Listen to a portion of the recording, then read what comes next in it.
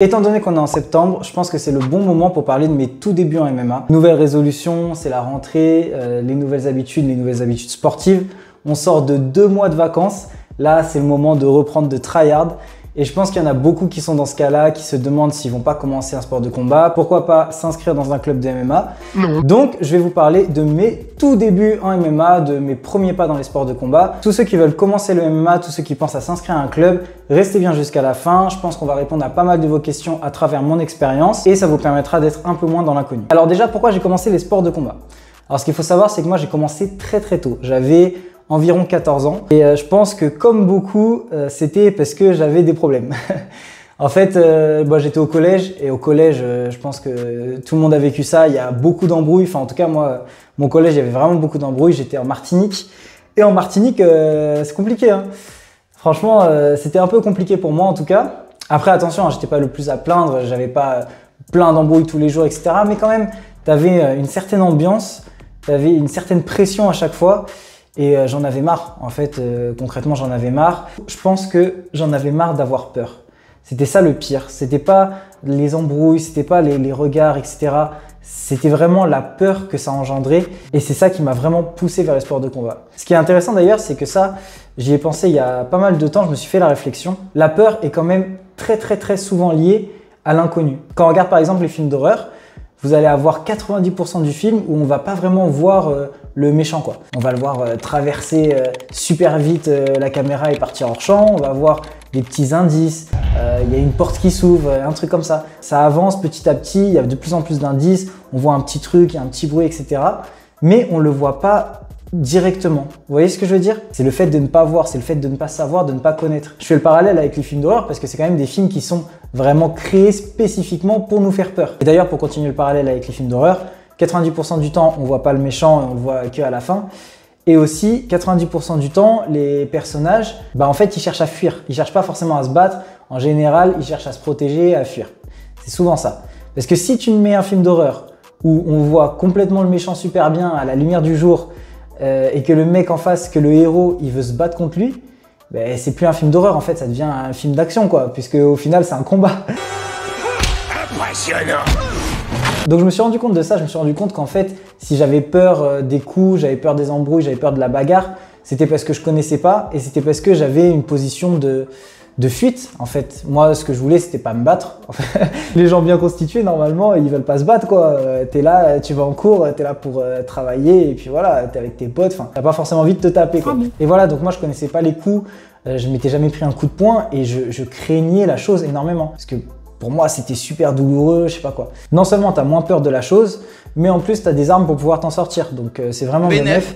Et c'est comme ça que j'ai commencé les sports de combat. Et parallèlement j'avais commencé à faire de la muscu. Et là, clairement, c'était pour les meufs. Non, je plaisante. C'était pas vraiment pour les meufs, mais c'était quand même physique. C'était pour le physique. C'était parce que j'étais un peu complexé. J'étais très mince à l'époque. J'étais clairement complexé. Donc, j'ai commencé la muscu et puis juste après, j'ai commencé les sports de combat. Ça s'est fait en même temps à peu près. Sauf qu'au départ, j'étais quand même nettement plus attiré par la muscu que par les sports de combat. La muscu, la progression, elle se voit vite. Elle se voit tout de suite. Elle est physique. C'est-à-dire que tu prends une photo, 3 mois après, tu prends une nouvelle photo et tu vois bien qu'il y a une putain d'évolution, quoi. Alors que le combat, c'est très différent. J'ai commencé à m'entraîner avec mon père et je m'entraînais, c'était bien et tout. Je commençais à bien progresser, technique, etc. Sauf qu'au final, j'avais toujours un peu peur des coups, j'avais toujours peur des embrouilles et surtout, je savais même pas ce que je valais réellement. Parce que j'avais jamais mis en pratique, c'est que de l'entraînement. Alors que la muscu, vu que le but c'est d'être plus baraque, t'es content, voilà, c'est réglé, c'est fait. Donc ça m'empêchait pas de faire les deux, mais je mettais beaucoup plus d'implication dans la muscu et j'y consacrais aussi beaucoup plus de temps. Du coup, en ce qui concerne les sports de combat que j'ai fait de la boxe thaï avec mon père. Ensuite, j'ai fait un peu de boxe française. J'ai fait du kung-fu aussi, ça c'était un peu avant. Et voilà quoi, en gros c'est un parcours très striking. Franchement le grappling ça me passait complètement au-dessus, je savais même pas que ça existait le truc. Donc voilà, moi j'ai commencé par du striking, j'étais pas trop mal, mais voilà, c'était très tranquille quoi. Dans les environs de la terminale en fait je commençais à un peu plus apprécier le sport, je commençais à kiffer, regarder un peu les films d'action etc. Undisputed, c'était le 3 avec Boyka là, j'ai kiffé ce film. Donc ça me motivait bien, je me disais tiens, ce serait quand même bien de progresser un peu là. Et mon but c'était le MMA parce que j'estimais que c'était le sport le sport ultime en fait, le sport de combat ultime, dans le sens où bah, c'est celui où tu as le droit à tout quoi. Concrètement, c'est celui qui se rapproche le plus des combats normaux, des combats dans la rue. Donc c'est pour ça que je voulais faire du MMA. Et au début, mon plan, c'était de faire un maximum de sports de combat spécifiques pour ensuite arriver au MMA. Je crois que l'idée de base, c'était de faire de la boxe anglaise, boxe thaï. Je pense que j'avais même pensé à faire du taekwondo, etc., etc. Et ensuite, partir en MMA. C'était une idée de merde. Je vous le dis tout de suite. Heureusement, je ne l'ai pas fait. J'aurais perdu un temps fou. Si votre but, c'est de faire du MMA, faites du MMA. C'est tout. Ne vous dites pas que c'est trop violent. C'est faux. D'ailleurs, on va en parler. C'est totalement faux. Ne vous dites pas que vous n'avez pas le niveau. C'est vrai, vous n'avez pas le niveau. Si vous débutez, évidemment que vous n'avez pas le niveau, mais ça sera valable dans tous les sports. Alors oui, le MMA, il est quand même plus complet. Il demande énormément de technique. Vraiment, c'est un sport qui est très exigeant, ça c'est sûr.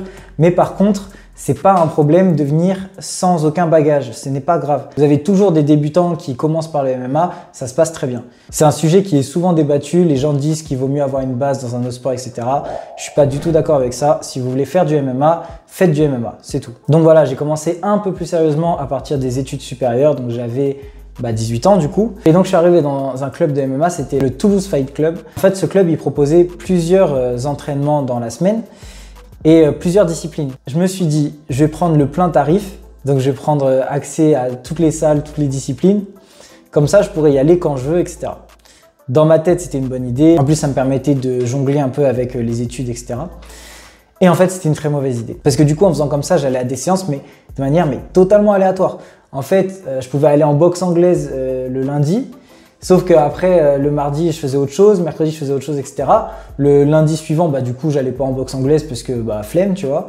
Et je me faisais comme ça les trucs. En fait, c'était à la carte. J'y allais un peu quand je voulais, etc. Et quand tu vas quand tu veux, forcément que tu vas pas. En fait, c'est ça. Le truc, c'est que si t'as pas d'emploi du temps, un minimum établi, si c'est juste à ton bon vouloir, bon, tu vas y aller une fois, deux fois, mais c'est quand même compliqué de se motiver, quoi. C'est compliqué d'aller au MMA, surtout au début. Moi, j'avais toujours la peur des coups, hein. C'était pas totalement réglé. J'étais pas trop accompagné, en fait. Je faisais un peu mes trucs à ma sauce. J'étais un peu seul dans mon délire. Et ça s'est du coup pas très bien passé. Et il y avait aussi le problème de la muscu, c'est-à-dire que j'y consacrais la majorité de mon temps. Donc du coup, au final, j'aurais mieux fait de prendre juste la discipline MMA, ça m'aurait coûté moins cher, et d'aller aux séances imposées. Me dire, j'y vais aller 2-3 fois par semaine, mais je m'impose ce rythme. J'y vais 2-3 fois par semaine. Franchement, je pense qu'en moyenne, j'y allais peut-être 3 fois par mois, quoi. Ça fait mal, hein, dit comme ça, mais ouais. Allez, peut-être un peu plus, peut-être 5 fois par mois. C'était pas grandiose. Et il y avait une autre raison à ça, c'était aussi que j'étais vraiment pas intégré dans mon club. Déjà parce que comme j'ai dit, chaque séance, c'était des personnes différentes, forcément. Moi, j'étais pas régulier dans une discipline, donc je créais pas de lien avec les gars. Et aussi parce que j'avais pas une bonne mentalité. C'est-à-dire que j'y allais, j'avais mes écouteurs, je mettais du gros rap, je me préparais au combat, quoi. Et j'étais un peu dans le stress, j'étais un peu dans la rage, en fait. Pour moi, on allait se taper. Enfin voilà, j'avais un peu, pas la haine, je dirais pas la haine quand même, mais j'étais pas serein, j'étais vraiment pas serein. J'y allais pas en mode, ok, on s'entraîne, c'est bien, on est potes et tout. Pas du tout, j'étais un peu silencieux, j'étais vraiment dans mon coin. Du coup, le coach, bon, il me calculait pas trop à cette époque-là. Et en plus, les sparring, ils se passaient pas forcément très bien, quoi, parce que après, ça venait peut-être de moi aussi, mais souvent, ça partait en combat un peu appuyé. Franchement, il y a un mec, vous êtes en sparring, il y a un mec qui te frappe fort, instinctivement, ce que tu veux, c'est lui remettre. Tu veux lui remettre fort. C'est, je pense, 90% des gens, ça doit être ça, quoi. Bon, après, j'en sais rien, je sors la stat comme ça, mais je pense que c'est tout le monde pareil. Franchement, je pense que c'est tout le monde pareil. On te frappe fort, tu veux frapper fort. Et le problème, c'est que quand tu es débutant, déjà, tu as du mal à mesurer ta force. Ensuite, tu as peur des coups, donc tu peux être plus brouillon, tu peux être beaucoup moins contrôlé. Donc ça donne des sparring qui n'apportent rien. Et en plus, si tu tombes sur un mec qui est plus fort que toi, il va te défoncer parce qu'il voit que tu cherches à lui faire mal. Donc forcément, tu vas prendre, tu vois. Donc ce qui est un peu normal, c'est humain. C'est humain.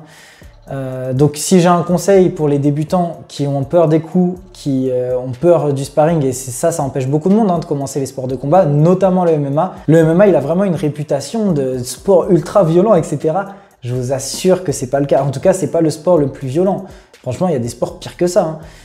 La boxe thaï, la boxe anglaise, c'est la boxe anglaise. La boxe anglaise, tu prends que des coups dans la gueule, non. C'est beaucoup plus dangereux que le MMA.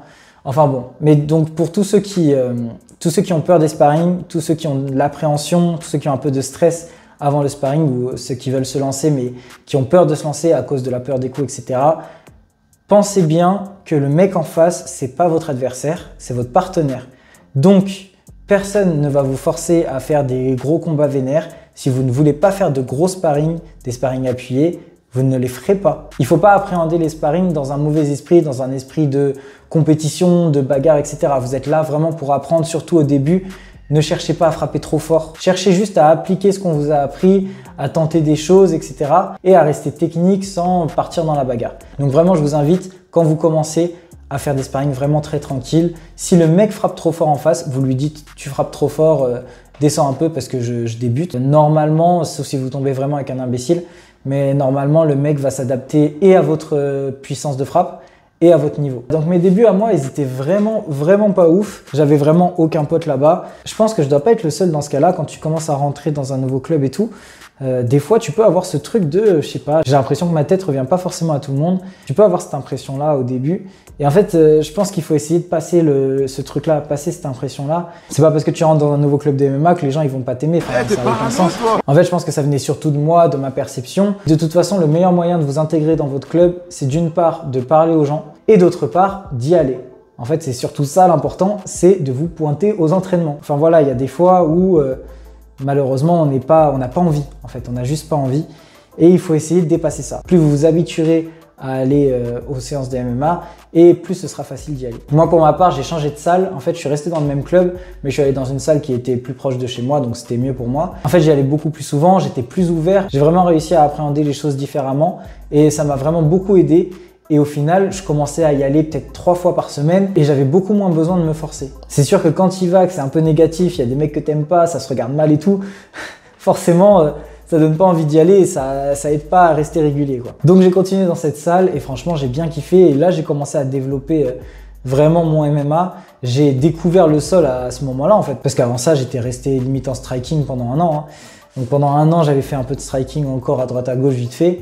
Et ensuite, là, je commençais vraiment à l'MMA. J'étais avec un prof qui était vraiment très bien, qui était très technique et qui était passionné. Surtout, c'est ça. Il était vraiment passionné. Pour moi, la découverte du sol, ça a été une révélation. Franchement, j'ai adoré ça. J'ai adoré le fait que ce soit très technique. Ça demande énormément de réflexion, de stratégie. Ça laisse moins de place au hasard que le striking. Enfin, vraiment, j'ai surkiffé. J'ai commencé, c'était vraiment le tout début, je me faisais rouler dessus. Et ça, les gars, vous n'allez pas y échapper. Si vous avez jamais fait de sol, vous tombez sur un mec qui fait du sol, vous êtes mort, c'est sûr. C'est intéressant parce que tu tournes avec des mecs, tu comprends même pas ce qu'ils font, quoi.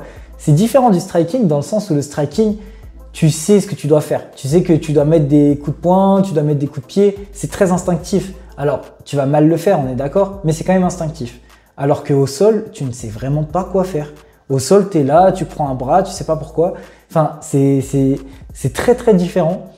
Et je vous le dis, moi, les premières séances, je me faisais rouler dessus, je me faisais étrangler de tous les côtés. En plus, je voulais pas taper. Je repartais, j'avais plus de coups. Le lendemain, je pouvais plus bouger la tête. Enfin, c'était n'importe quoi. Mais c'était marrant, franchement, je kiffais bien. Je vous souhaite de vraiment kiffer autant que moi parce que c'est incroyable. Le sol, c'est trop incroyable. Donc pendant un temps, j'ai un peu rattrapé le retard que j'avais en sol et j'ai commencé à un peu m'améliorer en MMA. Ensuite, je déménage beaucoup plus tard. J'ai dans les 24 ans, je pense. Alors autant quand je suis arrivé à Toulouse, j'avais pris le premier club qui venait. Autant là, j'étais quand même beaucoup plus mature, je m'y connaissais beaucoup mieux. J'ai vite réalisé que le choix du club, c'était quand même très important. Et c'est comme ça que j'ai choisi le Parabellum, donc un club de MMA à Nantes, dans lequel je vais toujours très régulièrement parce qu'il est génial, quoi, tout simplement. Pareil, les coachs, ils sont vraiment passionnés, ils sont très techniques. Là, je m'entendais vraiment bien avec tout le monde. Je me suis vraiment intégré assez vite au Parabellum, donc ça faisait vraiment plaisir. J'ai vraiment pas mal de potes là-bas, donc c'était un bon choix, le Parabellum pour moi. Du coup, comment faire pour choisir un bon club? Parce que vous êtes dans cette situation-là où vous cherchez un club dans votre ville. Alors, comment faire pour le trouver? Bon, déjà, je pense que le premier critère, ça reste la localisation. Où est-ce qu'il se trouve le club? S'il est assez proche de chez vous et aussi assez proche du travail. Voilà, donc ça, c'est le premier point, évidemment. Et ensuite, l'emploi du temps. C'est-à-dire, quelles séances sont proposées, à quelle heure, etc. Si vous voulez faire, par exemple, Pour commencer 2-3 séances par semaine, c'est déjà très bien. Il faut voir les horaires, il faut voir les séances qu'ils proposent, il faut voir à quelle séance vous souhaitez participer. S'ils proposent du MMA que de 10h à 11h30 et que vous taffez et que tout le reste c'est de la boxe taille, etc., bah du coup vous n'allez pas faire de MMA. Donc il faut réfléchir à ça. Il faut anticiper, il faut vous faire votre emploi du temps à vous en fait, en fonction de vos cours ou de votre taf. Je pense que pour débuter, entre 2 et 4 séances par semaine, c'est très bien. Je vais pas vous mentir, même si je dis que c'est pas le sport le plus dangereux du monde, ça reste quand même un sport de combat. Donc vous allez vous blesser à un moment ou à un autre, c'est sûr. Si vous allez régulièrement à votre club, vous faites des entraînements qui sont très exigeants pour le corps, vous faites des sparring, bon, vous allez forcément avoir des petites blessures. Il faut aussi penser à la fatigue nerveuse. C'est très exigeant nerveusement de faire des séances de MMA. Donc voilà, il faut prendre tout ça en compte pour faire son emploi du temps. Moi, je pense que 3 séances, c'est le mieux. Il faut surtout pas se lancer dans un truc genre on va faire 10 séances par semaine parce que vous ne tiendrez pas sur le long terme, que du coup, vous commencerez à sauter des séances. Et quand vous commencez à sauter des séances, c'est déjà le début de la fin, quoi. Donc, il faut faire un emploi du temps réaliste et essayer de s'y tenir. Ensuite, vous allez faire votre séance d'essai. Il y a certains clubs qui acceptent de faire des séances d'essai pour pas cher. En général, je pense que ça doit être dans les 20 balles. Il y a des clubs, c'est plus compliqué que ça. Franchement, une fois, j'ai demandé à la Hatch Academy de faire une séance d'essai, 60 balles. 60 balles la séance d'essai. Franchement, à ce prix-là, tu vas pas faire 50 séances d'essai, quoi, c'est sûr. Mais vous avez quand même plein de clubs qui proposent des séances d'essai pour pas cher. Franchement, c'est de l'argent bien investi. Faites l'effort de tester plusieurs clubs, comme ça vous aidera dans votre choix. Choisissez un coach qui vous correspond, vous aimez bien sa manière d'enseigner, c'est assez important. T'en as qui sont très stricts, t'en as qui te gueulent dessus, t'en as qui le font pas du tout, qui sont très calmes, qui sont très techniques, très pédagogues. Enfin voilà, ça dépend. Il faut trouver un coach qui arrive à te motiver toi, un coach qui te correspond. Et pour ça, il n'y a rien de mieux que de tester un maximum de clubs pour pouvoir faire ton choix. Le but de cette vidéo, c'est de vous encourager à vous inscrire dans un club et vous aiguiller. Mais il faut dire la vérité aussi. En tout cas, c'est mon expérience. J'ai quand même eu des petites embrouilles. J'ai quand même eu des petits problèmes avec des gars, quoi. Ça m'est arrivé quelques fois. Des fois, des petites tensions, des petits trucs. Il y a eu un moment où j'étais à mon club, donc ça, c'était à Toulouse encore. Il y avait un mec que j'aimais pas du tout. En fait, à cette époque, je faisais toujours beaucoup de muscu. C'était même mon sport principal, hein. Le MMA, c'était toujours secondaire. C'était pas non plus un truc de fou. Mais voilà, je commençais à être plutôt musclé. Et du coup, en grappling, alors que j'étais très technique en grappling, justement parce que j'étais passionné de la technique, je kiffais ça. Quand on tournait ensemble, il disait que j'étais lourd alors qu'on faisait le même poids. Il me disait ouais, tu utilises trop ta force, etc. Alors que pas du tout. Au contraire, j'étais vraiment très technique. Que je faisais trop de muscu. Tu sais, des petites remarques. Des fois, il me titillait un peu en mode ah, t'es venu aujourd'hui, t'es pas à la muscu, je sais pas quoi, enfin des trucs de merde. Et enfin voilà, je sentais qu'il me voyait pas dans mon œil. Et un jour, on s'est battu. Alors on s'est battu, non, c'était un sparring. De base, c'était un sparring normal. Je crois que si je me trompe pas, c'était en anglaise. C'était un sparring d'anglaise. Et évidemment, le mec, il commence à frapper fort. Et ben moi, je frappe fort aussi. C'était vraiment plus du tout un sparring. On visait tous les deux le KO. Franchement, là, il n'y avait pas de doute. Vu l'intensité des coups, c'était du 100%. C'était du 100%. Après, c'était avec les gants d'anglaise, hein. Donc, c'est moins vénère que des gants de MMA, forcément. Mais ça reste quand même violent, quoi. C'était vraiment très, très serré parce que, mine de rien, il était quand même très bon. Vu qu'on visait tous les deux le KO, on cherchait les ouvertures. Et ça rentrait pas. C'est le mec qui se protégeait bien, je me protégeais bien aussi. En fait, j'ai fait un lucky shot. Enfin, un lucky shot, c'est un overhand, c'est-à-dire un crochet très large sur un de ses jabs. Donc, en gros, lui, il a jabé. Moi, j'ai réussi à esquiver et j'ai fait le plus gros overhand possible. Vraiment, j'ai mis toute ma puissance. J'ai mis tout ce que j'avais dans ce crochet. Et ça a marché. J'allais dire, ça a marché. Bah, il l'a pris, quoi. Il l'a pris de plein fouet. Il est tombé à genoux. Il n'était pas KO, hein, mais il était à genoux et ça s'est arrêté. Et du coup, il est resté à genoux un moment. En fait, ce qui s'est passé, c'est que je me suis approché de lui et sans rien dire, je vais juste tapoter l'épaule.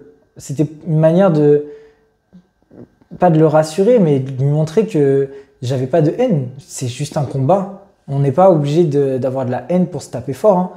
Là, en l'occurrence, je sais qu'il m'aime pas, donc évidemment, c'est réciproque. Mon but, c'était pas qu'il souffre, mon but, c'était de gagner surtout.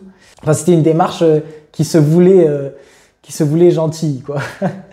Mais il a pas du tout apprécié, je crois, parce que en fait, il m'a dégagé ma main. Genre vraiment, là, c'était vraiment embrouille pour lui. Et non, il m'a rejeté ma main en mode vas-y, casse-toi. Tu vois, il a rien dit, hein, mais il a rejeté ma main et il s'est levé, il s'est barré dans les vestiaires, il est parti. Voilà, donc bonne ambiance. Et après ça, on n'a plus jamais tourné ensemble. Et ça, c'est triste. Ça, c'est triste parce que le mec, il avait un bon niveau.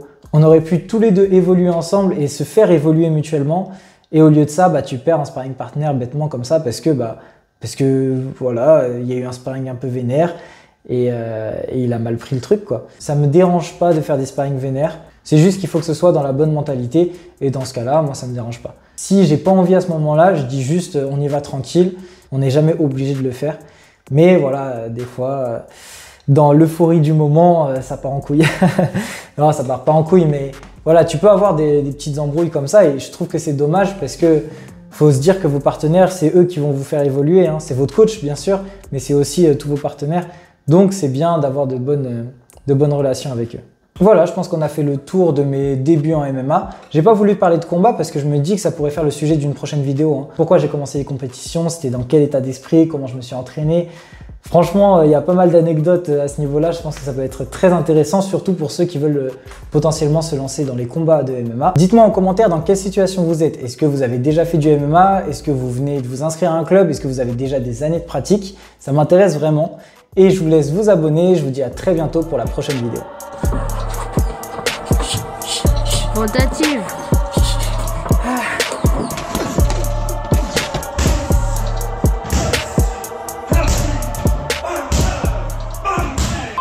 Lâche pas, 15 secondes, tu lâches pas.